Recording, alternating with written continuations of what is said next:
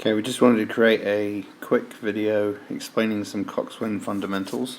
The first part of being a coxswain is looking after your cox box.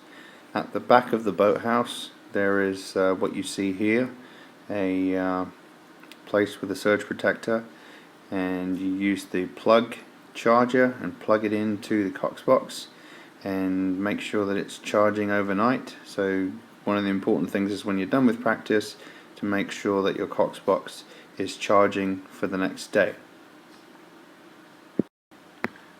The next thing to learn about is how to plug your cox box in.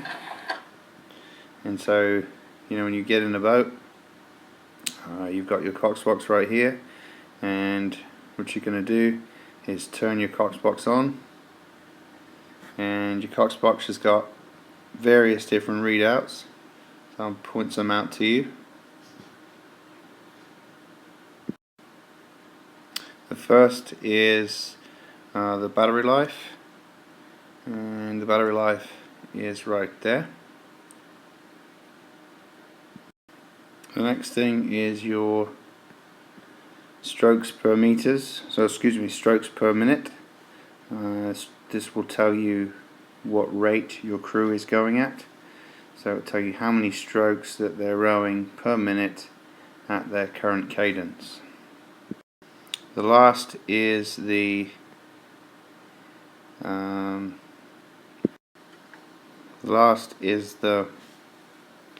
total time that's been elapsed. So if you're running a practice and you're doing, say, 8-minute pieces, this will tell you how long you've been rowing for.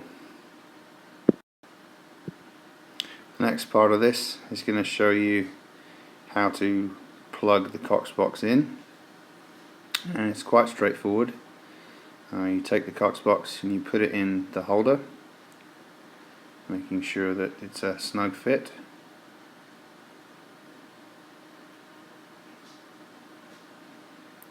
And then you take the cable from the boat and plug the cable into the amplifiers in the boat, and then you're going to go ahead and take your headset, and it's got a you can see right there, it's got a headband and a microphone, and you just put the headband around your head and adjust the microphone so it's close to your mouth, and now you're ready to talk to your crew. Down the boat there are sometimes 2 or 3 different speakers that are used to amplify your voice, so the people furthest away from you can still hear you, and those are wired down the boat, so that's the purpose of the cox box, so the crew can hear you. The last piece of helpful advice is how to steer the boat. You'll notice here in this picture that you can see the steering cables that a coxswain has, and steering is fairly simple. The most important thing to remember is to make small adjustments, because a boat's not going to steer like a car. It'll steer in an arc very slowly, and it may take a stroke or 2 for the boat to respond to your steering. And so if you want to go left, you push the left steering toggle forward as indicated in the picture. Remember, it's always best to push in the direction that you want to go. And if you want to go right, you push the right toggle forward, and only about an inch, just enough to get the steering going, and then let the rudder take care of the rest. This section of video shows the rudder responding.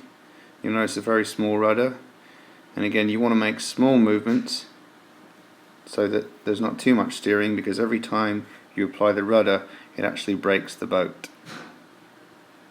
So make sure you're doing small movements, and to go straight you simply bring the toggles back to the neutral position, and your boat will go straight. And that's the end of coxswain fundamentals.